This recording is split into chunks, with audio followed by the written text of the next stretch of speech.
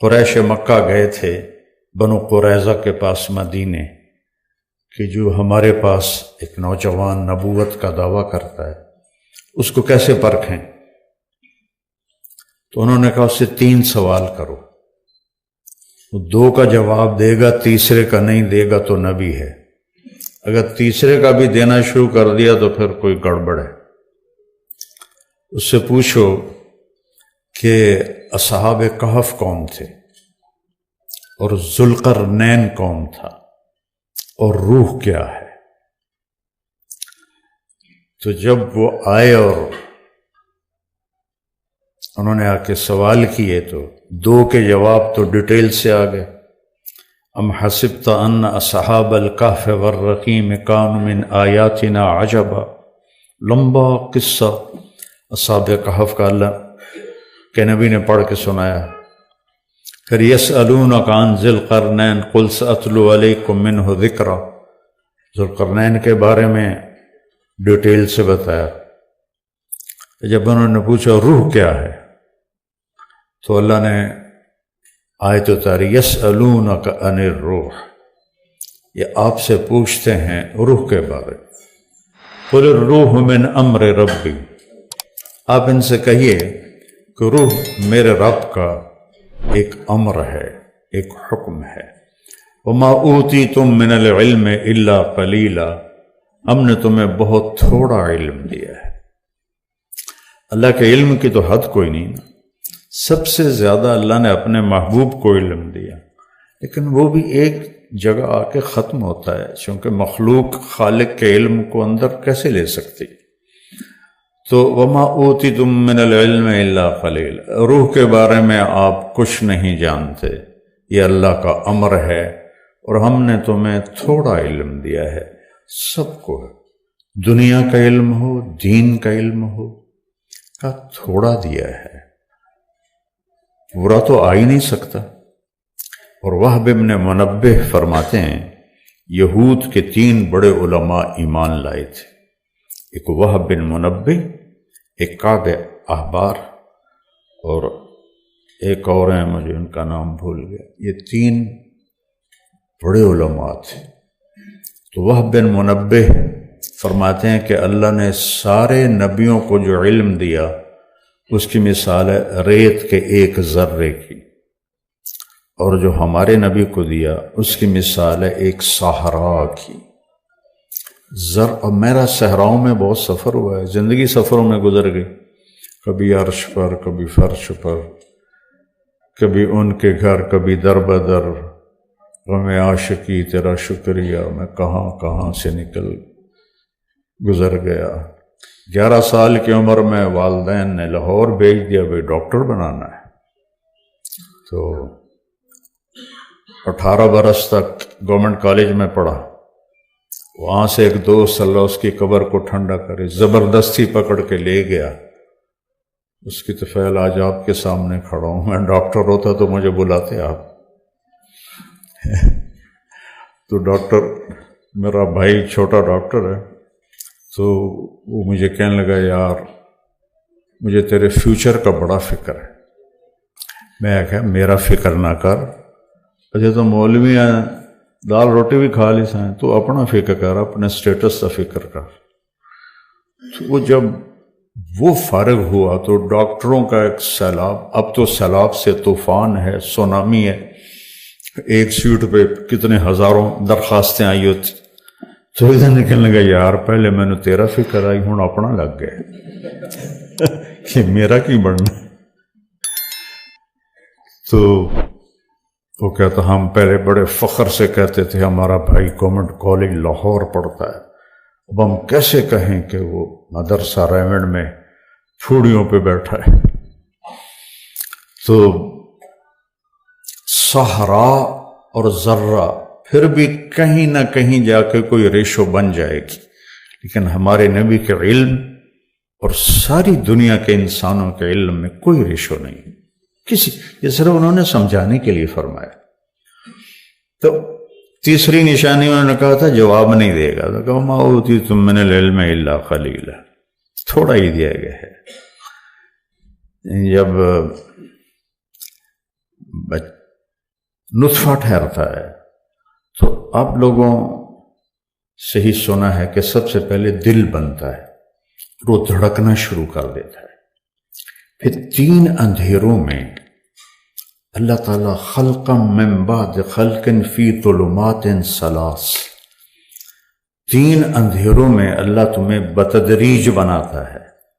تو ایک میں تو نہیں بن رہا تھا ماں کے پیٹ میں، میرے ساتھ کروڑوں بچے بن رہے تھے، جانوروں مادہ کے کروڑوں بچے بن رہے تھے، اندھیروں میں بن رہے تھے۔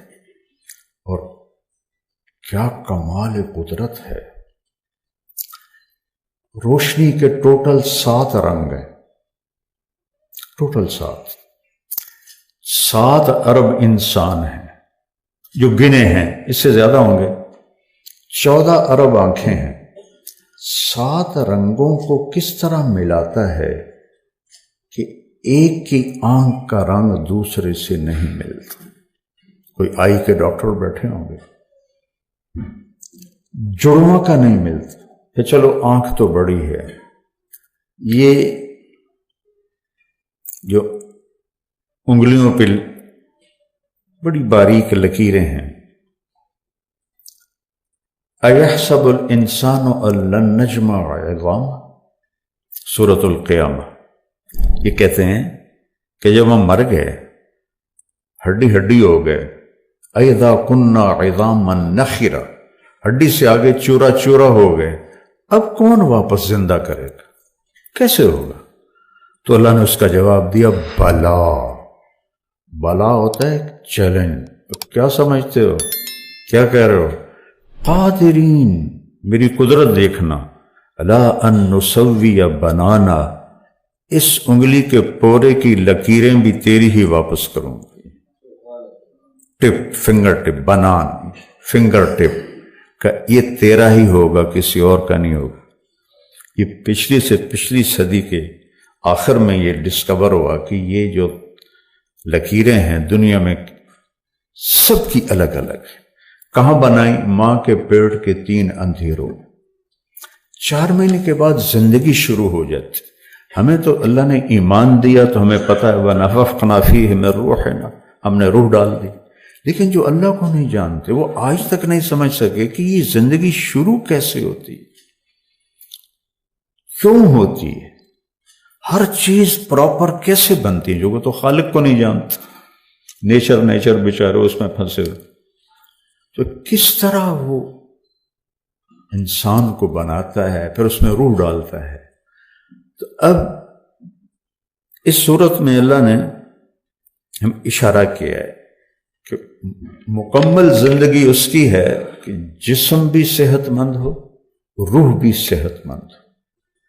اب جسم کی صحت کے لیے آپ کے پاس تھوڑا سا علم ہے جو اللہ نے کہہ دیا ہے، تھوڑا علم، روح کے بارے میں کچھ بھی نہیں، اللہ نے رہنمائی کی ہے۔ تو اللہ نے یہاں 4 چیزوں کی قسم کھائی، 2 غذائیں ہیں اور 2 روحانی مقامات ہیں۔ پہلی 2 کا تعلق جسم سے ہے اور دوسری 2 کا تعلق روح سے ہے۔ والتین والزیتون، اللہ نے اعلیٰ ترین پھلوں کی قسم کھائی۔ مجھے قسم ہے انجیر کی۔ میرے نبی نے فرمایا دنیا میں واحد ایک پھل ہے جو جنت کی مثال ہے۔ تو صحابہ نے پوچھا جی وہ کیا ہے؟ کہ انجیر، کیونکہ جنت کے پھلوں میں گٹھلی نہیں ہوگی، تو انجیر میں بھی گٹھلی کوئی نہیں، اور آپ نے اس کے بڑے فوائد بتائے۔ وہ زیتون، اس زیتون کے بھی آپ نے فوائد بتائے۔ قرآن نے جن جن غذاؤں کا ذکر کیا ہے وہ صحت کے لیے اعلیٰ درجے کی چیزیں ہیں۔ یہاں اللہ نے 2 اعلیٰ غذاؤں کی قسم اٹھا کر ایک پیغام دیا ہے کہ تسی سموسے پکوڑے کھاون واسطے نہیں جمے ہو، سلیکٹڈ غذا کھاؤ۔ یہ علم آپ لوگوں نے سیکھا ہی نہیں کہ غذا کیا ہونی چاہیے، بس آپ نے سنی اور 5-10 دوائیاں لکھیاں، جاؤ او بھائی کیا کھانا ہے، کتنا کھانا ہے، کس وقت کھانا ہے۔ اگر یہ آپ ان کو ایجوکیٹ نہیں کریں گے تو کوئی میڈیسن اثر نہیں کرے گی۔ میرے نبی نے کہا سب سے بدترین برتن انسان کا پیٹ ہے جسے وہ فل کر لے. بھرا ہوا پیٹ بدترین برتن ہے، بدترین. میں حدیث پر بعد میں آؤں گا، پہلے میں یہ آپ کو 2 ٹپس دے رہا ہوں. مجھے قسم ہے انجیر کی، اور مجھے قسم ہے زیتون کی. اتنا بڑا شہنشاہ اور 2 پھلوں کی قسم کھا رہا ہے تو کوئی وجہ تو ہے. قسم تو کسی بڑے بات کے لیے اٹھائی جاتی، ایویں تو نہیں کوئی شروع ہو جاتا. ایک بدو نے سنا، ابن جوزی نے لکھا ہے یہ واقعہ، مطلب لطیفہ نہیں ہے، صحیح، کہ اللہ نے قسم کھائی ہے انجیر اور زیتون کی. میں کھا کے تو دیکھا، انجیر کھائی تو میٹھی، تازہ تو بہت ہی مزیدار ہوتی. کہنے لگا واقعی بھائی صحیح قسم ہے. زیتون کڑوا ہوتا ہے. جب انہیں زیتون چکھا تو کہنے لگا لگتا ہے اللہ نے چکھے بغیر ہی قسم کھا لی ہے اس کی. یہ ابن جوزی نے واقعہ لکھا ہے، لطیفہ نہیں سنا رہا. تو ان 2 غذاؤں سے آپ کو ایک غذائی چارٹ بتایا جا رہا. اب اللہ نے سارا تو نہیں بتانا، اشارے کرنا کہ غذا سلیکٹڈ ہے.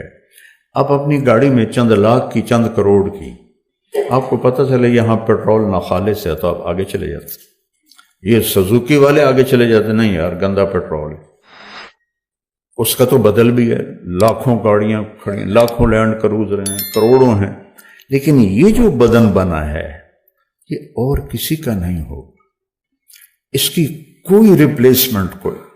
یہ ایک بال نکل جائے پلکوں کا، کوئی لگا کے دکھائے، بے بس ہے.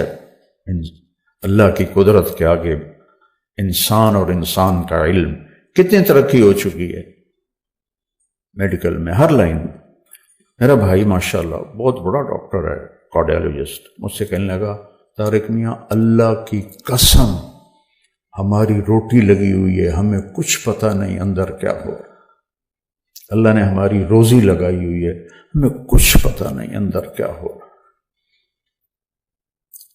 تو جسم کو ٹھیک رکھنا ہے تو غذا، اور غذا کا طریقہ اپنے نبی والا اپنانا ہوگا کہ صحت مند غذائیں. یہ جو جنک فوڈ ہیں اور یہ جو آپ کے ڈرنکس ہیں یہ سب تباہی ہیں. جن کی پریکٹس چل گئی ہوتی ہے ان کو تو ہوش ہی نہیں ہوتا کہ مریض کو کچھ سمجھانا بھی ہے. ان کو ہوتا ہے کہ اگلا آوے تو میں فیس چھکا. ان کو یہ کوئی ہوش نہیں کہ میں اس کو کوئی فائدہ ہی کر دوں. دیکھو جب میں نے ڈاکٹری چھوڑی تھی اور مولوی بننے کا ارادہ کیا تھا تو مولوی ایک گالی تھی اور ڈاکٹر کا قد چھت سے لگتا تھا کیونکہ وہ ڈاکٹر تھے. اب میں ہاتھ جوڑ کے معافی مانگ کے کہتا ہوں کہ آج ڈاکٹر بہت تھوڑے ہیں، سارے کاروباری بیٹھے ہیں. وہ مریض کو ایز اے مریض ڈیل نہیں کرتے، ایز اے کسٹمر ڈیل کرتے ہیں. پیسے کی ہوس سب کو لپیٹ میں لے لیے. طب تو علم دین کے بعد جو سب سے بڑا علم ہے وہ طب ہے کہ انسان کی ذات کی ہمدردی میں براہ راست سے علم اللہ نے اتارا ہے. کسی نبی نے طب کے بارے میں کچھ نہیں بتایا. ہمارے نبی کی طب پر پوری حدیثیں موجود اور 2 بڑی مضبوط کتابیں ہیں، ایک علامہ ذہبی کی اور ایک ابن القیم کی، جس میں آپ نے کھانے کے سارے طریقے بتائے. تو غذا الا بلا کھانا، اس کے بعد کوئی میڈیسن اثر نہیں کرے گی.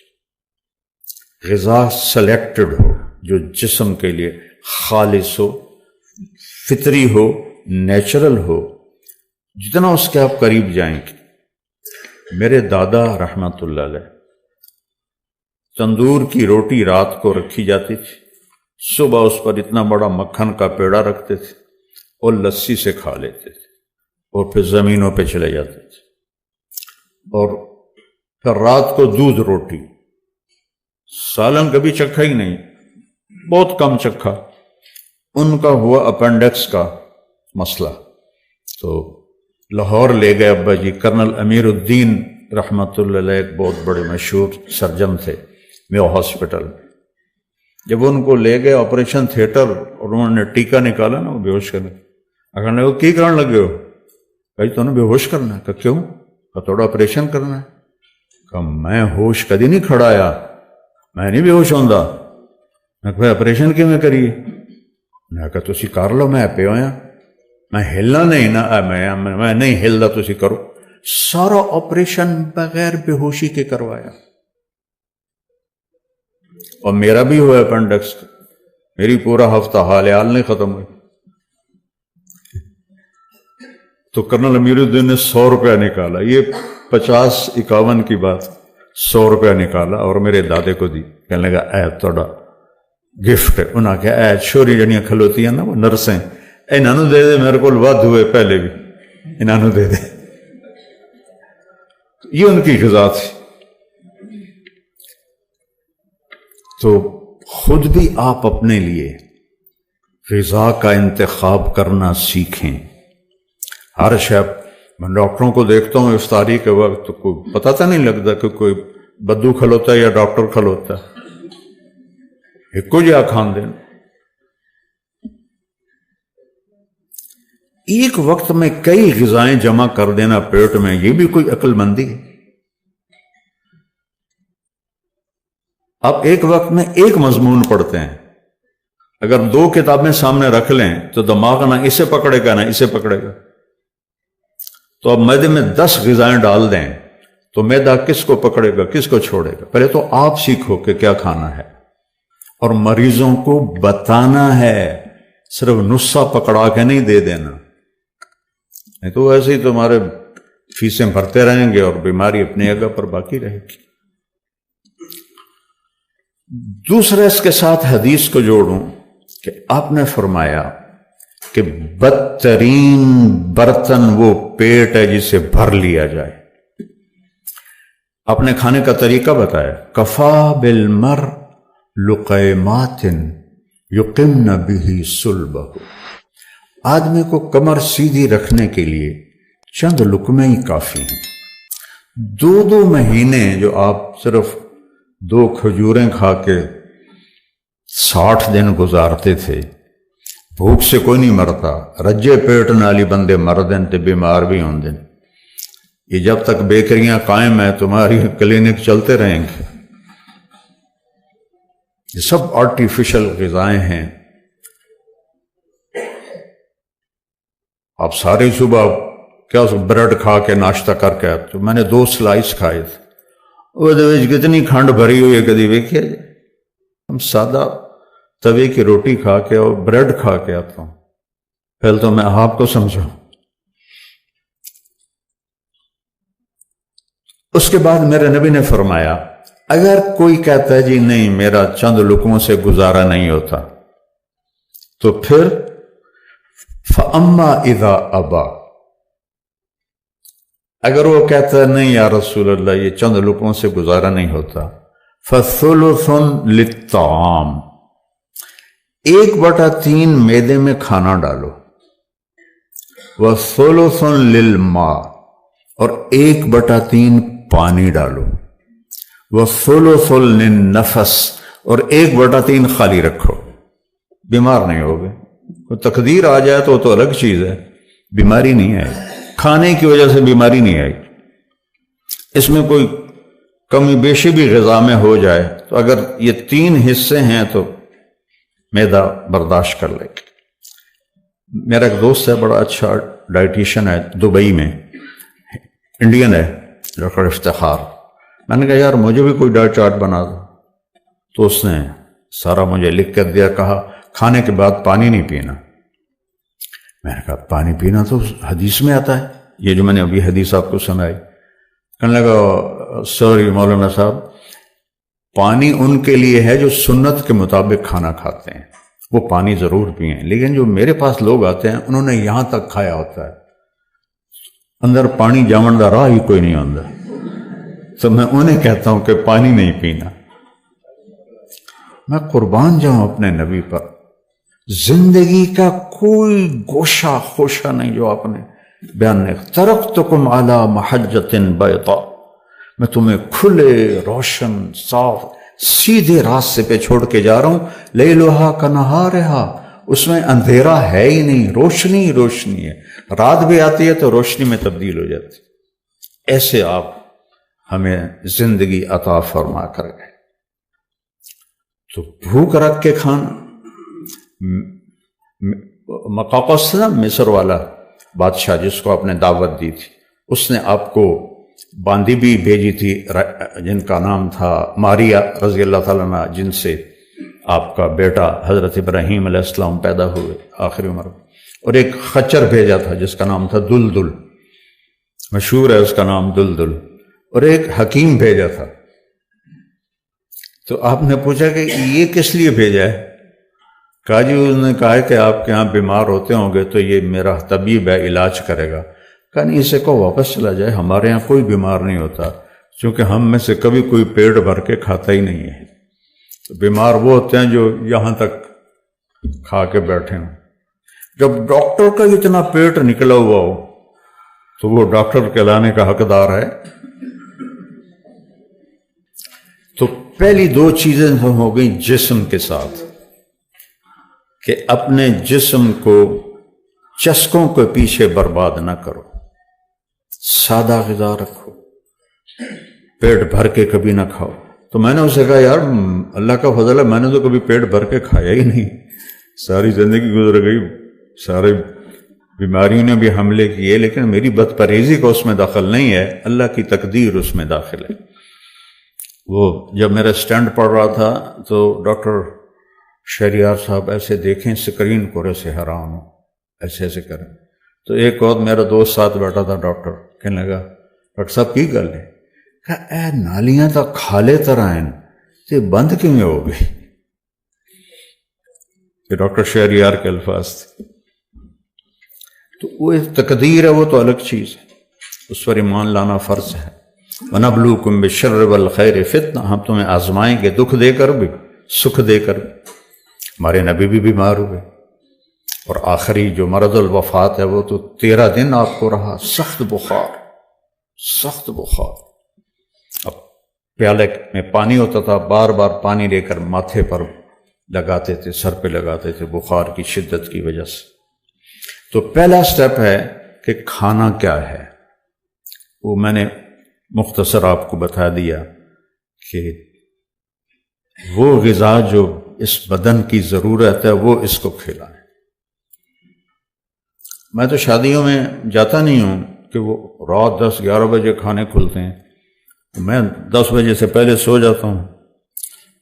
ایک دو دفعہ گیا تو رات کو حلوہ پوڑی چل رہا تھا کھانے کے ساتھ، میں کہا تھوڑا بیڑا غرق ہوئے، یہ حلوے پوڑی کھا کے تو چنیوٹیاں دا جی کننا بھی کھاونا ہے تسی آلی، پھر بریانی بھی کھاونی ہے، تو اتو جا کے تسی سو جاونا ہے، تھوڑا بڑھنا کی۔ تو میرے نبی نے ہمیں یہ درس دیا ہے، اپنے خود بھی سیکھو، اپنے مریضوں کو بھی بتاؤ، تب جا کے آپ کا کلینک کا حق ادا ہوگا۔ اور باقی سارے کاروباری ادارے بن چکے ہیں، اب تو ڈاکٹر پوچھنے کی تکلیف ہی نہیں کرتے، پہلے اسسٹنٹ بیٹھے ہوتے ہیں، وہ بی پی چیک کرتے ہیں، وہ ساری ہسٹری لیتے ہیں، وہ ہسٹری ڈاکٹر کے آگے رکھ دی جاتی ہے، وہ نسخہ، وہ ہسٹری دیکھ کے نسخہ لے کے اس کے ہاتھ میں پکڑا آتا ہے تاکہ جلدی مریض فارغ ہو، پچھو 5000 ہو رہا جائے۔ اس کا اب اگلا حصہ وَطُورِ سِینِین وَهَذَا الْبَلَدِ الْأَمِینِ، اس کا تعلق روح کے ساتھ۔ اور ایک دوسری بات، میرے نبی نے کہا لا ثمرۃ بعد العشاء، عشاء کے بعد کوئی گفتگو نہیں، کوئی میٹنگ نہیں، جلدی سو، تہجد میں اٹھو۔ جو سٹیم سیلز ہیں انسان کے 18 کروڑ جو اس کی باڈی کو ریپیئر کرتے ہیں، وہ 10 بجے تک سو جائے تو کھل کے کام کرتے ہیں، ورنہ نہیں کرتے۔ اب 12 بجے تک کلینک چلاتے رہیں تو آپ کا اپنا تو کباڑا ہو جائے گا۔ بچوں کے مقدر میں پتہ نہیں ہے کہ نہیں ہے۔ تو جلدی سونا، تہجد میں اٹھنا، چہرہ ہمیشہ حشاش بشاش رہے گا۔ اور آپ کو سستی اور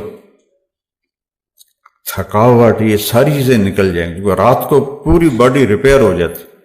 10 سے 4 بجے تک سو جائیں، فٹ، کوئی کیپسول کوئی گولی کچھ کام نہیں آتی. اب جب ہم اللہ کے سسٹم کو الٹا کر دیتے ہیں تو وہ میڈیسن سے کیسے سیدھا ہوگا؟ اب یہ سارے فیصل آباد کے تاجر ساری رات جاگتے ہیں، صبح سوتے ہیں. ہماری نسل سر رات یہ موبائل دیکھتی ہے، صبح سوتے ہیں. پرسوں میں اپنی ایکو کرانے گیا تھا FIC، تو وہ کارڈیالوجسٹ بتا رہا تھا 20 سال کے 25 سال کے بچے ہارٹ اٹیک سے آ رہے ہیں. 20-25 سال کی عمر میں بھی ہارٹ اٹیک کبھی کسی کو ہو؟ تو سیکھیں نبی کی زندگی، دن رات کیسے گزارنے، کھانا کیا ہے کیا نہیں کھانا ہے، کب کھانا چھوڑ دینا ہے. روزے اللہ نے کیوں رکھے ہیں؟ پورے جسم کو صاف کرنے کے لیے. اس کے بعد آ گئی روح. روح کو نہ روٹی چاہیے، نہ پانی، نہ عورت، نہ کھانا، نہ منصب، نہ عہدہ، نہ اولاد، نہ گاڑیاں، کچھ بھی نہیں چاہیے. وہ تو ایک لطیف چیز ہے، وہ اللہ کا امر ہے، اللہ سے اس کی غذا ہے، اللہ کا تعلق اور اللہ کے نبی کا تعلق. چونکہ اللہ کا تعلق نبی کے وسیلے سے ملے گا تو اس پر 2 قسمیں کھائیں، وَطُورِ سِینِین وَهَٰذَا الْبَلَدِ الْأَمِینِ. اور قسم ہے مجھے طور سینین کی. یہ 2 جگہ کی قسم، ایک طور سینا جہاں تورات اتری، اور ایک فلسطین جہاں انجیل اتری. وَهَٰذَا الْبَلَدِ الْأَمِینِ. اور قسم ہے اس امانت والے شہر کی جہاں قرآن اترا، مکہ. تو یہ 2 چیزیں اللہ نے اندر کے نظام کے لیے، روح کے لیے بنائی. اب 2 چیزوں کو اللہ نے قرآن میں ملا دیا. اوتیت المثانی مکان التورات. میرے نبی نے فرمایا کہ سورہ فاتحہ کے بدلے میں اللہ نے مجھے تورات عطا کی ہے. والمائدہ مکان الانجیل. اور انجیل کے جگہ مجھے اللہ نے سورہ مائدہ عطا کی ہے. والحوامیم مکان الزبور. حامیم سے 6 صورتیں ہیں اکٹھی، یہ مجھے زبور کے بدلے میں دی ہیں. تو ساری آسمانی کتابیں تین جگہ آ گئیں، سورہ فاتحہ، سورہ مائدہ اور حامیم. وَفُضِّلْتُ بِالْمُفَصَّلَاتِ. باقی قرآن سے مجھے اللہ نے عزت بخشی. تو روح کا جو تعلق ہے اس کو اللہ چاہیے. اسے کچھ جنید جمشید جو ہے نا، پہلی دفعہ 97 میں مجھے کسی نے ملایا میوزک کی دنیا میں. میں کالج میں پہلے گلوکار تھا، ڈاکٹر تھا، میں کوئی نہ ہی بڑھنا پیودہ لیتا رہی. میں تو ادھر ہی کہیں بھٹک جاتا. مجھے تو پرائمری اسکول سے گانے کا شوق تھا. تیسری جماعت سے میں نے گانا شروع کیا FSC تک، سینٹرل ماڈل اسکول میں، گورنمنٹ کالج میں. تو میں نے جنید جیسا فیم میوزک میں نہیں دیکھا، اور اس کی جو شہرت اور اس کی خوبصورتی، قد کاٹ، میں نے ایسا کوئی آرٹسٹ نہیں دیکھا. تو مجھے ایک لڑکا لے کر آیا، میری تو جان پہچان ہی نہیں تھی. کہا جی آپ اس سے بات کریں. مجھے نہیں یاد میں نے کیا بات کی، اس نے میری بات کاٹ دی. کہنے لگا ایک بات پوچھنی آپ سے. میں نے کہا کیا؟ کہا ایک پاکستانی نوجوان جس گلیمر کو خوابوں میں دیکھتا ہے وہ مجھے فزیکلی حاصل ہے.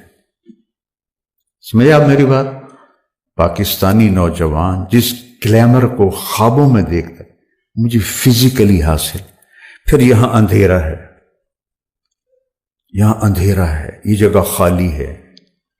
مجھے لگتا ہے اس کی مثال کیا خوبصورت. مجھے لگتا ہے میں وہ کشتی ہوں جس کے لیے کوئی ساحل نہیں. ایسا کیوں ہے؟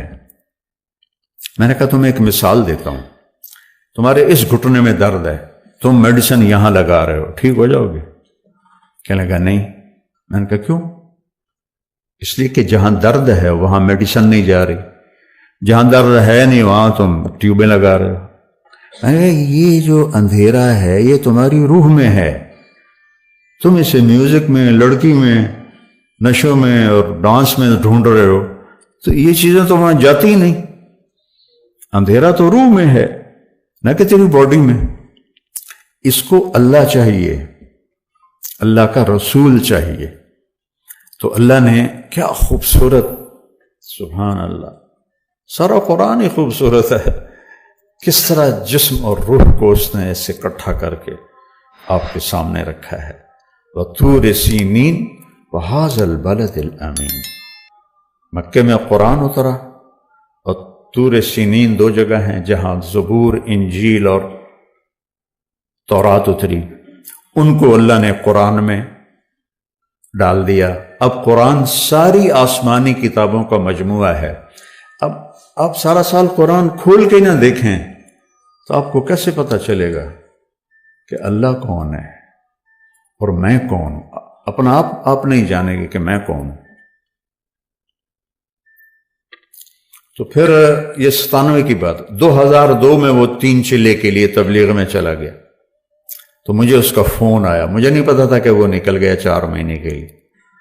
کہا جی مول صاحب میں اس وقت بالا کوٹ میں ہوں، ایک پرانی مسجد ہے کھنڈر جیسی، اور اس کا ٹوٹا ہوا فرش ہے اور ایک پھٹی ہوئی چٹائی ہے، میں اس پہ لیٹا ہوا ہوں، اور جو سکون میں 5 اسٹار ہوٹلوں میں ڈھونڈتا تھا وہ مجھے یہاں مل رہا ہے۔ مجھے لگتا ہے میں ہوا میں اڑ جاؤں گا، یہ اس کے الفاظ، مجھے لگتا ہے میں ہوا میں اڑ جاؤں۔ پھر اللہ نے کیسی زندگی دی، اسی آواز کو اللہ نے نعت میں لگایا۔ پوری دنیا میں ایسا نعت خواں کوئی نہیں آیا، اردو میں تو کوئی نہیں آیا، اور شہادت کی موت پائی۔ تو روح کو اللہ چاہیے، اللہ کے لیے کتاب اللہ ہے اور رسول اللہ ہے، ان دو سے تعلق کے بغیر اللہ کو نہیں پہچان سکتے آپ۔ اناٹمی پڑھے بغیر ڈاکٹر بن سکتے آپ؟ پہلا سٹیپ اناٹمی ہے۔ تو اندر کی دنیا آباد ہو جائے تب جا کے انسان کو سکون ملتا ہے۔ سب سے زیادہ پاورفل، طاقتور امریکہ ہے، تو وہاں سب سے زیادہ نشہ بکتا ہے۔ کیوں؟ ان کو تو نشہ نہیں کرنا چاہیے، ان کے پاس تو ہر چیز اویلیبل ہے، جو چاہیں وہ کریں، کوئی روکنے والا نہیں۔ پھر نشہ کیوں کرتے ہیں؟ یہ ہماری نوجوان نسل نشوں میں پڑ گئی ہے۔ کیوں پڑ گئی ہے؟ کہ یہاں بربادی ہے، یہاں اس کے لیے کتاب اللہ ہے، رسول اللہ ہے، جو ہمیں اللہ کا پتہ بتاتے ہیں۔ الحمدللہ رب العالمین، پہلا تعارف دیکھیں اللہ کا۔ اور سبحان اللہ، اللہ کے صفاتی ناموں میں سب سے بڑے نام 2 ہیں، رحمان اور رحیم۔ سارے بڑے ہیں لیکن ان میں سب سے بڑے یہ 2 نام ہیں، الرحمن الرحیم۔ قرآن میں ایک ہی سورت شروع ہوئی ہے الرحمن سے، تو اس کو قرآن کی دلہن کہتے ہیں علماء، الرحمن۔ تو اللہ نے بسم اللہ الرحمن الرحیم، الحمدللہ رب العالمین، الرحمن الرحیم، ہمیں تسلی دینے کے لیے کہ میں رحمان و رحیم ہوں۔ چونکہ قرآن قانون بتائے گا، زندگی کا طریقہ بتائے گا، تو مجھے یاد کرنا میں رحمان و رحیم ہوں، کوئی سخت بات نہیں ہوگی۔ لا یکلف اللہ نفسا الا وسعها، کوئی ایسی بات نہیں کہوں گا جو تم نہ کر سکو۔ ہاں نفس بگڑ جائے تو وہ تو اور بات، وہ اللہ کا انکار کر دیتے۔ یعنی قربان جائیں، سورہ بقرہ کا جو آخر ہے اور سورۃ فاتحہ، ہمارے نبی نے فرمایا یہ اللہ نے مجھے عرش کے خزانوں سے یہ کلام دے۔ اس کو جبریل لے کر نہیں آیا، جبریل آئے ساتھ ایک فرشتہ آیا اسپیشل یہ 2 کلام لے کر، للہ ما فی السماوات سے لے کر فانصرنا علی القوم الکافرین اور سورۃ فاتحہ۔ سورۃ فاتحہ سارے قرآن کا خلاصہ ہے، ساری آسمانی کتابوں کا خلاصہ قرآن ہے، اور قرآن کا خلاصہ سورۃ فاتحہ ہے، اور سورہ فاتحہ کا خلاصہ ہے ایاک نعبد و ایاک نستعین، صرف تیری بندگی اور تجھی سے مانگنا۔ میں تو جہالت کا دور ہے، قبروں گرے پڑے ہیں، پیروں کے سب پاؤں میں پڑے پڑے ہیں، سائیں تسی سب کچھ کر سکتے ہو، کوئی اللہ کے سوا بھی کچھ کر سکتا ہے؟ کوئی جسے جس وقت پکارو اسی وقت جواب دے، وہ تو صرف اللہ ہے اور تو کوئی نہیں۔ جو پیدا بھی ہوا، جو مر بھی گیا، وہ کیسے حاجت روا ہو سکتا ہے؟ وہ صرف اللہ ہے۔ میں نے کہا الرحمن ہوں الرحیم ہوں، تم پر کوئی مشکل نہیں ڈالوں گا۔ اور آگے سنیے، وہ پچھلا مضمون چھوڑ دیتا ہوں پھر بات لمبی ہو جائے گی۔ اللہ نے ہمیں دعا کیا سکھائی، دعا کیا سکھائی؟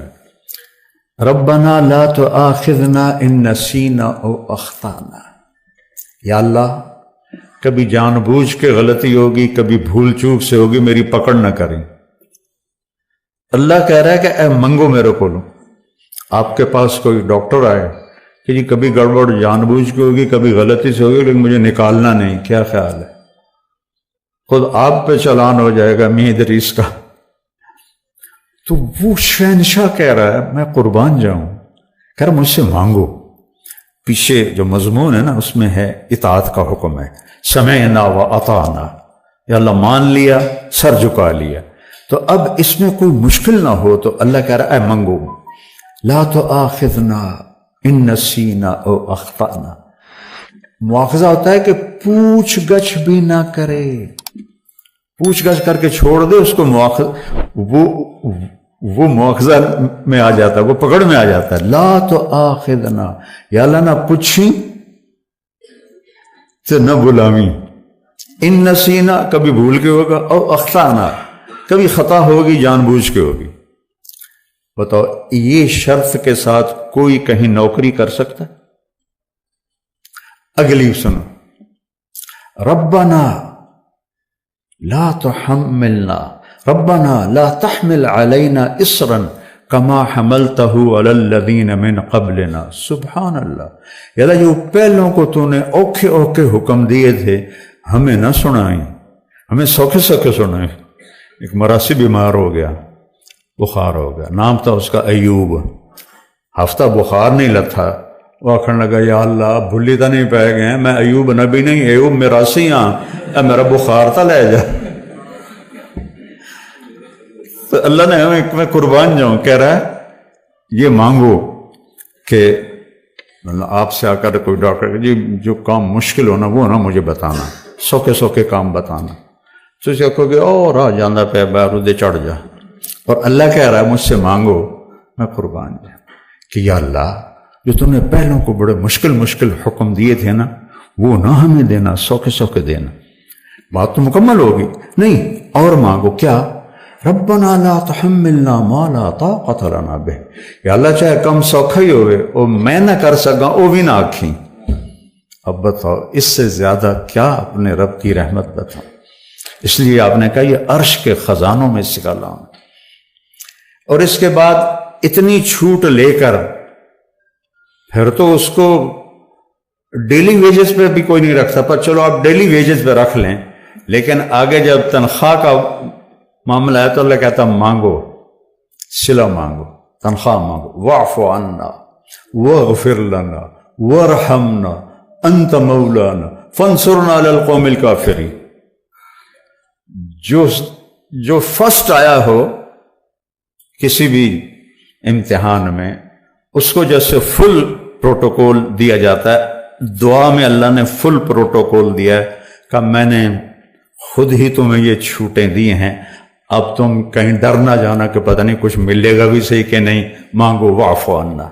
پہلا کام یہ ہے کہ ہمارے گناہوں کا نشان مٹا دے، نشان مٹانے کو عفو کہتے ہیں، نشان مٹانا اس کو عفو کہتے ہیں، معافی نہیں کہتے، نشان مٹانا کا پہلا کام یہ کر کہ یہاں جو کچھ لکھا گیا نا پٹھے پاسے انہوں مٹا دے۔ واغفر لنا، دوسرا یہ کر کہ ہمیں معاف کر دے۔ تیسرا یہ کر وارحمنا، سنو جنت بھی دے۔ اور شاید تمہارے دلوں میں یہ بات آ گئی ہو ڈھیر مانگ لیا ہے، کہتے ہیں کم الٹا نہ ہو جاوے، تو تسلی کے لیے ایک جملہ، انت مولانا، تو ہی تو ہمارا مولا ہے، تجھ سے نہ مانگے تو اور کس سے مانگے، چلو ایک اور بھی مانگ لو، پوری صرف جنت پہ تمہارا گزارا نہیں ہوگا، دنیا میں بھی عزت چاہیے، فانصرنا علی القوم الکافرین، ہمیں دنیا میں کفار پہ عزت عطا فرما۔ سبحان۔ تو اللہ سے جڑنے کے بغیر روح مکمل نہیں، اور کھانے کے احتیاط کے بغیر جسم مکمل نہیں، میڈیسن سے نہیں یہ مکمل ہوتا۔ تو روح کو اللہ سے جوڑنا ہے، اس کے لیے کتاب اللہ ہے اور رسول اللہ ہے۔ قل ان کنتم تحبون اللہ فاتبعونی، اگر دعویٰ کرتے ہو کہ ہمیں اللہ سے بڑا عشق ہے تو میری غلامی میں آؤ، اللہ کہہ رہے ہیں ان سے کہو کہ میری غلامی میں آؤ، میرے بن کے دکھاؤ، یحببکم اللہ، پھر میں تم سے پیار کروں گا۔ تو واحد ہمارے نبی ہیں جن کی پوری زندگی پیدائش سے وفات تک محفوظ ہے۔ یعنی ایک معمولی سی بات، جب آپ کسی کو بلاتے تھے جیسے مرضی بلائیں، لیکن حدیث میں آتا ہے جب آپ کسی کو بلاتے تھے تو ایسے کر کے بلاتے، ایسے نہیں کرتے تھے۔ کتنی چھوٹی بات، ایسے نہیں کرتے تھے، ایسے کرتے۔ انگلی اٹھانا ایک عیب سمجھا جاتا ہے، آپ ایسے کر کے بلاتے تھے۔ اتنی چھوٹی چھوٹی باتیں بھی لکھی پڑی۔ جب آپ کو کوئی بلاتا تھا ادھر سے یا رسول اللہ تو آپ ایسے نہیں کرتے تھے۔ اب یہ ساتھی کھڑا ہے، یہ مجھ سے کہے مولوی صاحب تو میں اتنا ہی کروں، ادھر والا کوئی کہے مولوی صاحب تو میں اتنا کروں گا۔ اور جب میرے نبی کو کوئی بلاتا تھا یا رسول اللہ تو آپ ایسے کرتے تھے، پورا سینہ دیتے تھے، گردن نہیں۔ ادھر سے کوئی بلاتا یا رسول اللہ تو آپ ایسے کرتے تھے۔ پیچھے سے کوئی بلاتا تو فل موڑ کے اس کی طرف پھر کر کہتے تھے جی فرمائیے۔ میں نے آپ کو ایک چھوٹی سی مثال دی کہ میرے نبی کی زندگی کا ایک ایک ذرہ لکھا پڑا ہے۔ کوئی نبی ایسا نہیں ہے جس کی زندگی اس طرح محفوظ کی گئی ہو۔ آپ کی چال کیسی تھی، آپ کی گفتار کیسی تھی، آپ کا معاملہ کیسا تھا، آپ گھر میں کیسے تھے، آپ باہر کیسے تھے، آپ نے شادیاں کیوں کی، زندگی سمجھانے کے لیے، کیونکہ سب سے مشکل رشتہ خامد اور بیوی ہے، اسے نبھانا سب سے مشکل ہوتا ہے۔ تو آپ نے کہا دیکھو مجھے عورتوں کی کوئی خواہش نہیں ہے، میں نے جہاں شادی کی، جہاں بیٹی کی شادی کی، اللہ کی وحی آئی پھر میں نے قدم اٹھایا، ورنہ 25 سال کا نوجوان 40 سال کی بیوہ عورت سے شادی کر سکتا ہے؟ آج کسی 25 سال کے بچے کو اس کا باپ کا پترا ہے 40 سال دی بیوہ ہے تیری شادی کرنی، وہ تو کراچی دوڑ جائے گا۔ تو آپ نے 25 برس 40 سال کی عورت کے ساتھ گزارا۔ جب ان کا انتقال ہوا، آپ کی عمر 50 سال ہوئی تو 10 شادیاں کر لی۔ زندگی سمجھائی، گھر میں زندگی، میاں بیوی کا نباہ بڑا مشکل ہوتا ہے، کیونکہ یہ خونی رشتہ نہیں ہوتا ہے، ایک بول پہ بنتا ہے، ایک بول پہ ٹوٹتا ہے۔ تو یہ سب سے مضبوط ترین اور اہم ترین رشتہ ہے کہ اس سے رشتے جنم لیتے ہیں۔ یہ پہلا رشتہ آدم و حوا کا قائم ہوا، خامد اور بیوی کا قائم ہوا۔ اللہ نال 3-4 پتر بھی بنا کے دے دینا، وہ کڑی مشکل ہے، کن فیکون ہی کرنا ہے۔ نہیں، اولاد پہلے ماں باپ، پہلے میاں بیوی بنایا، پھر اولاد دی۔ اور عجب میرے نبی کی شان ہے، جب وہ نکاح ہو گیا نا جنت میں تو اللہ نے کہا مہر دو، آدم حوا کو مہر دو۔ مہر کیا چیز ہے؟ یہ کسی کی بیٹی کی قیمت نہیں ہے، چاہے جھونپڑی والا ہو چاہے محل والا ہو، یہ ایک علامت ہے کہ جب تک یہ نکاح باقی ہے یہ لڑکا اس لڑکی کے خرچ کا ذمہ دار ہوگا، کمانا اس کے ذمہ نہیں ہوگا، کمانا اس لڑکے کے ذمہ ہوگا۔ یہ مہر اس لیے ہے۔ تو انہوں نے پوچھا جی کیا مہر دوں؟ فرمایا تیری نسل میں میرا آخری نبی آئے گا، اس پہ ایک دفعہ درود پڑھ دے، یہ مہر ہے۔ کم از کم دن میں 300 دفعہ تو چلتے پہ صلی اللہ علیہ وسلم ہی پڑھ لو، تو یہ کثرت سے درود والا بن جائے گا۔ جو 300 دفعہ پڑھے کثرت سے درود والا ہے، اور جو کثرت سے درود پڑھتے ہیں اس کی تو کوئی حد نہیں، لیکن 300 سے وہ کثیر میں آ جاتا ہے، جیسے 33 نمبر سے پاس ہونے والوں میں آ جاتا ہے۔ آپ نے کہا میں ان کی شفاعت کروں گا قیامت کے دن۔ اپنے نبی کو پڑھو، ان کی زندگی پڑھیں۔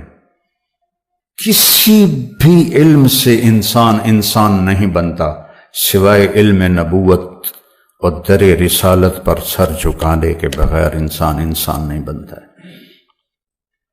ایک دفعہ ایک بدو آیا، کہنے لگا محمد آپ کبھی بدتمیزی کا جواب بدتمیزی سے نہیں دیتے۔ آپ نے کہا لبیک، ورنہ آپ کہتے ہو میں نبیوں کو منہ سنبھال کے بات کر۔ لبیک، کہا تیری 3 باتیں بڑی عجیب ہیں، سمجھ نہیں آتی۔ آپ نے کہا کیا؟ کہا تو کہتا ہے ہم پیو دادے کا دین چھوڑ کے تیرا دین قبول کر لیں گے۔ کیوں؟ ہم کیوں چھوڑیں گے؟ اچھا، اور؟ تو کہتا ہے روم بھی فتح ہو جائے گا، ایران بھی فتح ہو جائے گا، اے جڑے بیٹھے ہوں اے فتح کرن گے، کپڑے ہی پورے نہیں، جوتی کوئی نہیں، روٹی کوئی نہیں، انہیں فتح کرنا ہے، یعنی سپر پاور ایران اور روم۔ ہم کہا اچھا، اور؟ تیسرا تو کہتا ہے مر جائیں گے، مٹی ہو جائیں گے، پھر اٹھ جائیں گے۔ بھلا آج تک کوئی قبریں چ اٹھی کے آیا؟ تو آپ مسکرائے۔ آپ نے کہا لعل الحیات تطول بک، جس کو بھی آپ نے یہ جملہ بولا اس کی عمر بڑی لمبی ہوئی۔ آپ نے کہا لگتا ہے تیری عمر لمبی ہوگی، تو ایک دن تو دیکھے گا یہ سارا عرب میرا کلمہ پڑھے گا، اور ایک دن تو دیکھے گا روم اور ایران فتح ہو کے مدینے میں آئیں گے، اور باقی رہے گی تیسری بات مر کے اٹھنے کی، تیرا یہاں سے ہاتھ پکڑوں گا اور تجھے یاد دلاؤں گا تیسری گل ہوگی کہ نہیں ہوگی۔ وہ کہنے لگا میں نہیں مانتا، واپس چلا گیا۔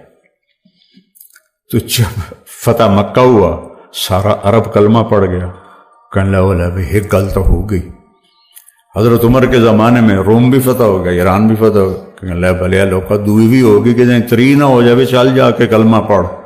تو اپنے گاؤں چھوڑ کے آیا، حضرت عمر کا دور تھا اور اس نے کلمہ پڑھا۔ وہ جب کبھی حضرت عمر کی مجلس میں آتا تو حضرت عمر کھڑے ہو جاتے۔ وہ 22 لاکھ مربع میل کا حکمران اور عمر، جس کو دیکھ کے شیطان بھی راستہ بدل لیتا ہے، تو سارے لوگ بڑے حیران ہوتے ہیں، معمولی جہا بندہ ہے یہ واسطے امیر المومنین کھلو جاندے کی چکر ہے۔ تو ایک دن وہ فرمانے لگے میں تمہاری آنکھوں میں سوال دیکھتا ہوں کہ میں اس کے لیے کیوں کھڑا ہوتا ہوں؟ جس دن یہ مجلس میں آیا تھا اس دن میں بھی اس مجلس میں موجود تھا، تو اسے میرے نبی نے کہا تھا قیامت کے دن تیرا ہاتھ پکڑ کے یاد دلاؤں گا، اور اس دن جس کا ہاتھ میرے نبی نے پکڑ لیا جنت میں پہنچائے بغیر نہیں چھوڑیں گے۔ تو اے کل تا سرٹیفکیٹ ہے جنت دا، اس لیے میں اس کی عزت کرتا ہوں۔ تو اپنے ہاتھ چھڑا لو اور حبیب کے ہاتھ میں ہاتھ دے دو، اپنی زندگی پہ ٹھپا لگا لو محمدی صلی اللہ علیہ وسلم، تو پھر ہوگا لَقَدْ خَلَقْنَا الْإِنسَانَ فِي أَحْسَنِ تَقْوِيمٍ، کہ ہم نے انسان کو بہترین مخلوق پیدا فرمایا ہر لحاظ سے، بشرطے کہ یہ 2 باتیں اس کے اندر ہوں۔ اور پھر جیسے جسم میلا ہو جاتا ہے تو ہم نہا لیتے ہیں، تو اگر روح پہ کوئی داغ لگ جائے تو اللہ نے کہا کوئی مسئلہ نہیں، توبہ کرو میں معاف کر دوں گا۔ جتنی دفعہ توبہ ٹوٹے توبہ کر لو میں صاف کر دوں گا، نشانی مٹا دوں گا۔ آخری یا ایھا الذین، قرآن میں 89 دفعہ آیا ہے یا ایھا الذین آمنو، آخری جو آیا ہے 28ویں پارے میں یا ایھا الذین آمنو توبوا الی اللہ توبۃ نصوحا عسیٰ ربکم ان یکفر عنکم سیئاتکم، اپنے رب کی بارگاہ میں توبہ کرتے رہو، جب بھی توبہ کرو گے تمہارے گناہوں کو نشان بھی دھو کے رکھ دے گا، تکفیر صاف کر دینا، ایک مطلب اس کا یہ بھی۔ اور پھر خود حدیث میں فرمایا میرے نبی نے کہ اللہ کہتا ہے یا ابن آدم لو بلغت ذنوبک عنان السماء، میرا بندہ تو اتنے گناہ کر کے آسمان کی چھت کو پہنچا دے، کوئی کر سکتا ہے؟ آسمان تو آج تک دیکھا ہی نہیں گیا،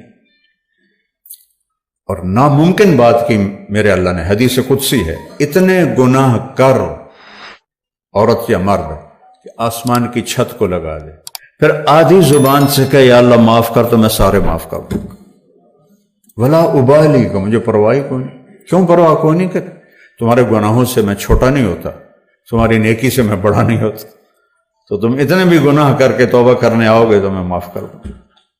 تو روح کو دھونے کا بھی انتظام ساتھ ہے، داغ دھبے تو لگیں گے، آخر ہم نفس کے پتلے ہیں۔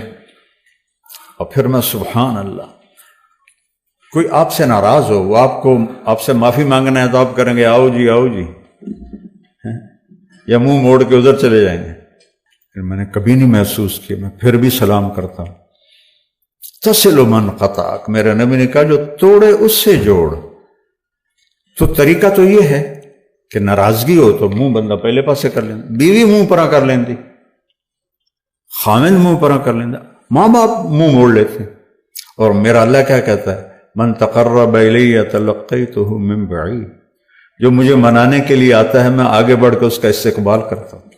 جیسے بھی آپ لوگ کھڑے تھے میرے استقبال میں، تو اللہ کہتا میں اس گناہ گار کا استقبال کرتا ہوں کہ آ جا میرا بندہ، میں تو انتظار میں تھا کہ تو توبہ کرے، ہماری دوستی قائم۔ ما لم یغرغر، ہاں جب یہاں روح اٹک جائے گی پھر توبہ نہیں ہے، اس سے پہلے دروازہ کھلا ہے۔ تو میرے بھائی بہنوں، یہ میں نے 2 آیتیں آپ کے سامنے بیان کی ہیں جو ساری آپ کی میڈیکل لائن سے ہیں، بلکہ ہر انسان کی لائن سے ہیں، کہ وہ جسمانی طور پر بھی اچھا ہو، اس کے لیے اس کی غذاؤں کا استعمال، اور خاص طور پہ جو حرام ہے، ایک حرام ہے شراب ہے، سوگر ہے، ایک حرام ہے کہ رشوت ہے، بدعنوانی ہے، اور 2 نمبری ہے، اس سے بھی حرام ہو جاتا ہے۔ یہ جسم کو کبھی بھی پنپنے نہیں دیتا، حرام کھا کے کبھی کسی کی نسل نہیں بنی نہ سنوری۔ ایجوکیٹ کریں اپنے آپ کو بھی، اپنے مریضوں کو بھی، اور اس روح کو اللہ سے جوڑیں قرآن کے ذریعے اور نبی کی سیرت کے ذریعے۔ قرآن کو پڑھیں، اس کا ترجمہ پڑھیں، مکی صورتوں کو پڑھیں، اللہ مجھ سے کیا چاہتا ہے، اللہ کیا کہتا ہے۔ قریش نے کہا، آخری بات کر رہا، یار ہمیں تو اپنی پیڑھیاں یاد ہیں، کیونکہ ان کو اپنی پیڑھیاں، جیسے ہمارے یہاں مراسی ہوتے ہیں، ہمارے جو قدیم پنجاب کے ذمہ دار ہیں، ہمارے مراسی ہوتے ہیں جو ہماری پیڑھیاں ہم سے بھی زیادہ جانتے ہیں، وہ ان کی تعریف کر کے انہوں نے قبراں بھی مٹا گئیاں، پھر انہوں نے سرداریاں گڈ کے ساڑھے کل پیسے بھی لے جاندے، دانے بھی لے جاندے، بیماری کا علاج بھی ہوتا ہے، بچیاں دیا شادیاں بھی ہوندی ہیں۔ اب عام طور پر تو ذمہ داروں نے یہ سلسلہ چھوڑ دیا ہے، میں نے باقی رکھا ہوا ہے، میں نے اپنے مراسیوں سے اب تک وفا کی ہوئی ہے، اور اللہ مجھے توفیق دیتے رہے۔ تو وہ پیڑھیاں سے میرے نبی کا نسب نامہ آدم تک محفوظ ہے، وہ تو آپ کا معجزہ ہے، ورنہ تو عدنان کے آگے تو کسی کو کچھ پتہ نہیں۔ لیکن میں آپ کو برکت کے لیے سناتا ہوں، محمد بن عبداللہ بن عبد المطلب بن ہاشم بن عبد مناف بن قصی بن کلاب بن مرہ بن کعب بن لوی بن غالب بن فہر بن مالک بن نضر بن کنانہ بن خزیمہ بن مدرکہ بن الیاس بن مضر بن نزار بن معد بن عدنان بن اود بن حمیسہ بن سلامان بن عوس بن بوز بن قموال بن ابی بن عوام بن ناشد بن حذا بن بلداس بن یدلاف بن طابق بن جاحم بن ناحش بن ماخی بن عیفی بن عبقر بن عبید بن الدعاء بن حمدان بن سنبر بن یثربی بن یحزن بن یلحن بن ارعوا بن عیدی بن زیشان بن عیسر بن اقناد بن ایہام بن مقصر بن ناحث بن زہر بن سمی بن مزی بن عوض بن عرام بن قیدار بن اسماعیل بن ابراہیم بن آدر بن ناحور بن سروج بن رعوب بن فائج بن عابر بن ارفقشاد بن سام بن نوح بن لامک بن متوشالہ بن یرد بن ملحل ایل بن قینان بن آنوش بن شیس و بن آدم علیہ السلام۔ یہ صرف ہمارے نبی کا معجزہ ہے، باقی عدنان تک ہی سارے جاتے ہیں۔ تو وہ کہنے لگے ہمیں تو اپنے پیو دادے کا پتہ، اپنے رب کا نسب تو بتا، تیرے رب کا نسب کیا ہے؟ تو سورہ اخلاص اتری، 4 آیات، جبریل کے ساتھ لاکھوں کروڑوں فرشتے اترے ان 4 آیات کے لیے۔ قل، میرے نبی کہیے، ہوا، وہ جس کے بارے میں پوچھ رہے ہو، اللہ، اس کا نام ہے اللہ، اور وہ کیسا ہے؟ الاحد، اکیلا، ایک نہیں، اکیلا، ایک کا 2 بنتا ہے، اکیلا پہ 2 نہیں بن سکتا۔ فارسی میں صحیح معنی ہے اس کا یکتا، اردو میں ایسا طاقتور لفظ کوئی نہیں، وہ اکیلا ہے، احد۔ تو گزارا کیسے کرتا ہے اکیلا؟ اللہ الصمد، وہ اللہ ہر چیز سے بے نیاز ہے، زمان و مکان سے جو بے نیاز ہو، اور کھانے پینے سے بے نیاز ہو، سونے جاگنے سے بے نیاز ہو، موت بیماری سے بے نیاز ہو، سبحان اللہ، اس کا نام ہے اللہ۔ ہمارے بر صغیر میں کہتے ہیں خدا، خدا فارسی کا لفظ ہے، کسی نے بنایا تھا، صحیح ہے، جسے کسی نے نہ بنایا ہو، لیکن جب آپ اللہ کہتے ہیں تو اللہ نے یہی نام اپنا رکھا ہے، اور اس میں 99 صفات ساری آ جاتی۔ اللہ الصمد، کسی کا محتاج نہیں۔ اچھا، وہ کیسے محتاج کیسے نہیں؟ کہ لم یلد ولم یولد، نہ اوپر کوئی سلسلہ ہے نہ نیچے، نہ اس کا کوئی بیٹا بیٹی بیوی، نہ باپ دادا پردادا، تو اس کی محتاجی کیسے ہو سکتی ہے؟ تو کا کچھ اور سمجھاؤ، نہیں، ولم یکن لہ کفوا احد، اس کی کوئی مثال ہی کوئی نہیں، تو سمجھایا کیسے جائے؟ بھائی یہ سمجھو کہ اس جیسا کوئی نہیں ہے۔ یہ جب اللہ سے تعلق تھا تو امت عزت پر تھی۔ تو میری گزارش ہے کہ قرآن پڑھیں، سیرت پڑھیں، 5 وقت نماز کا اہتمام کریں، نماز قضا نہیں ہونی چاہیے۔ میرے نبی کی آخری وصیت تھی نماز نماز نماز، یہ کہتے کہتے آپ اللہ کے پاس چلے گئے۔ اور مریضوں کے ساتھ ہمدرد بنیں، ان کو کمائی کا ذریعہ نہ بنائیں، رزق حلال ہے، آپ مشورہ دیتے ہیں، فیس لیتے ہیں، لیکن لالچ میں نہ پڑیں۔ یہ لیبارٹریوں سے بھی آپ کے سلسلے جڑے ہوتے ہیں، بھائی اتنے % ساڑھا تھے، اتنے % توڑا تھے، اور یہ جو دوائیوں والے، انہوں نے ڈاکٹروں کو خریدا ہوتا ہے، یہ لیبارٹریوں والوں نے خریدا ہوتا ہے، تو ڈاکٹر تو نہ رہے گا نا، بکاؤ مال ہو گیا۔ تو ڈاکٹر بن کے دکھاؤ، اللہ سے صلہ لو، رزق حلال تھوڑا بھی کافی ہوتا ہے، اور اس ہینکی پھینکی کا رزق کبھی کافی نہیں ہوتا، ہمیشہ آدمی بھوکا رہتا ہے۔ اور قرآن پڑھو، اور اپنی ڈیوٹی کو ایمانداری سے ادا کرو، اپنے بچوں کو گھر میں ٹائم دو۔ میں وہاں پریسٹن میں تھا، تو میرے ہیڈک کے لیے مجھے لے گئے نورالوجسٹ کے پاس، اتوار کا دن تھا۔ میں نے کہا تو اتوار ہے، کہا یہ چھٹی نہیں کرتے، تو 2 ڈاکٹر تھے پاکستانی، تو وہ مریض اٹینڈ کر رہے تھے، مجھے بھی اٹینڈ کیا، میڈیسن لکھی۔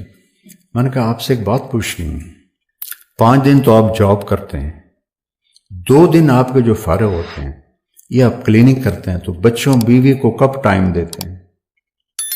کہا وہ تو کوئی نہیں۔ میں نے کہا پھر آپ نے اصل سودا تو ضائع کر دیا، اگر آپ نے بچوں کو ٹائم نہ دیا تو یہ تو بے دین نہیں ہوں گے، اسلام چھوڑ جائیں گے۔ تو یہ آپ کا ظلم ہے اپنی اولاد پر کہ آپ اپنے بچوں کو ٹائم نہیں دے رہے۔ اب سب سے قیمتی سرمایہ تو اولاد ہے۔ میرے نبی سے بڑا کوئی ذمہ دار، بڑی، سب سے بڑی نبوت، سارے عالم کا بوجھ سر پہ، روزانہ حسن حسین کے لیے ٹائم نکالتے تھے علیہم السلام۔ میری جنت کے پھول، میری آنکھوں کی ٹھنڈک، میرے دل کا سکون، ان سے کھیل رہے ہوتے تھے۔ امام حسن کو سامنے بٹھایا ہوا تھا، دو جہان کی سرداری کعبہ قوسین، ایسے زبان باہر نکالتے تو وہ ایسے پکڑتے، تو جب وہ جھپٹا مارتے تو آپ منہ بند کر لیتے، پھر آپ ہنسنے لگتے، پھر آپ زبان ایسے نکالتے، وہ پھر جھپٹا مارتے، آپ پھر منہ بند کر لیتے۔ یہ کھیل حسن سے ہو رہا ہے۔ ایک دفعہ کبھی آپ صرف چادر اوڑھ لیتے تھے، اوپر بھی چادر نیچے بھی چادر، جب حسن علیہ السلام پیٹ پر بیٹھے تھے تو انہوں نے پیشاب شروع کر دیا، آپ ہلے نہیں، سارا پیشاب ان کا پیٹ پہ برداشت کیا۔ مجھے نہیں یاد، میرے 5 بچے، ایک تو اللہ نے لے لیے، کہ کسی کو پیشاب مجھے محسوس ہوا ہو میں اس کو لے کے کھڑا رہوں، فوراً میں انہوں یا منجی تے سٹیا یا نوکر نو دیتا۔ اور میرے نبی نے سارا پیشاب حسن کا اپنے پیٹ پہ برداشت کیا۔ جب فارغ ہو گئے پیشاب سے تو ان کو ایک طرف کے اور آگے پانی سے اپنے بدن کو دھو لیا۔ اپنے بچوں کو، بیویوں کو ٹائم دیا ہے، حسن سلوک کیا ہے، اظہار محبت کیا ہے۔ جب آپ نفروں سے فارغ ہوتے تو ہم عائشہ بھی اٹھ کے بیٹھ جاتی، پھر فجر کے اذان تک دونوں میاں بیوی آپس میں پیار محبت کی باتیں کرتے تھے۔ تو اس موبائل نے تو زندگی برباد کر دی ہے۔ اولاد میں، میاں بیوی میں، ماں باپ میں جو ایک آئی کانٹیکٹ ہے وہ ختم ہو گیا۔ آئی کانٹیکٹ نہ ہو تو بلوٹوتھ آن نہیں ہوتا ہے، بلوٹوتھ آن نہ ہو تو ڈیٹا شفٹ نہیں ہوتا ہے۔ یہ فیصل آباد کی بات ہے، ہمارے پوتیاں پڑھتی ہیں کسی اسکول میں، مجھے تو اسکول کا بھی نہیں پتا، تو وہ ان کی ٹیچر ایک پیپر دیکھ رہی تھی اور پیپر دیکھتے دیکھتے رونے لگی، تو اس سے خامن نے پوچھا کیوں رو رہی ہو؟ تو اس نے پیپر آگے کر دیا، تو اس پہ لکھا ہوا تھا کہ آپ کیا بننا چاہتے ہیں، ایک سوال تھا، چھوٹے بچے نرسری کے، تو اس نے لکھا تھا I want to be a smart phone. تو وہ کہنے لگا اس کا خامن، تو اس میں رونے کی کیا بات ہے کہ یہ تیرا میرا بیٹا ہے، اس نے لکھا ہے، اور آگے اس نے ڈیٹیل دی ہے کہ مجھے اتنی توجہ نہیں دیتے میرے ماں باپ جتنی اپنے فون کو دیتے ہیں۔ یہ مائیں بیٹھی ہیں، باپ بیٹھے ہیں، یہ ضرورت کی چیز ہے۔ میرا سیانو پوتر ڈھیا ہونا چوم چوم کے مار چھڑے، یہ ضرورت کی چیز ہے، اس کو استعمال کرو، لیکن گھر جا کے اس خبیث کو بند کر دو۔ جب بچے ہوں، میاں بیوی بیٹھے ہوں، ماں باپ بیٹھے ہوں، اس کا استعمال نہیں ہے، آپ کا تعلق کمزور ہو جائے گا، محبتیں کم ہو جائیں گی۔ ہمارے نبی اظہار محبت کرتے تھے بیویوں سے، ہمارے یہاں تو عیب سمجھا جاتا ہے، اور عرب میں تو بہت بڑا عیب تھا بیویوں سے اظہار محبت، لیکن آپ کہہ رہے ہیں عائشہ مجھے جب سے پتہ چلا تو جنت میں میری بیوی ہے مجھے موت اچھی لگنے لگی، حالانکہ جو کعبہ قوسین ہو اور اللہ کو دیکھ چکا ہو اس کے لیے تو جنت بھی کوئی شے نہیں، لیکن اما عائشہ کی دلداری کے لیے مجھے تو موت ہی اچھی لگ رہی ہے جب سے مجھے پتہ چلا تو جنت میں میری بیوی ہے۔ پوری ایک فل پیکج دے کر گئے ہیں زندگی کا۔ میں اب گھنٹے سوا گھنٹے میں آپ کو کیا کیا بتاؤں اور کیا کیا چھوڑوں۔ بہرحال اللہ مجھے بھی عمل کی توفیق دے، آپ کو بھی عمل کی توفیق دے، فرائض کا اہتمام کریں۔ اور ایک حدیث سناتا ہوں آخر، میرے نبی نے کہا 4 کام کر لو سارے رستہ سدھ ہے، 4، صرف 4، لائن کلیئر، سگنل آن، گاڑی موو کرے گی۔ صدق و حدیث، ہمیشہ سچ بولنا، کبھی جھوٹ نہ بول، حفظ و امانت، کبھی کسی کو دھوکہ نہ دینا، 2 نمبری نہ کرنا، دیانتداری سے کرنا، حسن و خلیقت، اپنے اخلاق اچھے رکھنا، اس زبان سے کسی کو ڈسنا نہیں، اس سے محبت کا بول نکلے، زہریلا بول نہ نکلے، عفت فی تہمت، رزق حلال کمانا، حرام نہ کمانا۔ کہا 4 کام کر لو ساری لائن صاف۔ 10 لاکھ حدیثوں کا خلاصہ ہے یہ حدیث، 4 باتیں، سچ بولو، جھوٹ نہیں، دیانتداری، فراڈ نہیں، اچھے اخلاق، بد اخلاقی نہیں، رزق حلال، حرام نہیں، تو دنیا بھی آپ کی، جنت بھی آپ کی۔ اللہ مجھے بھی توفیق دے، اللہ آپ کو بھی توفیق دے۔ السلام علیکم۔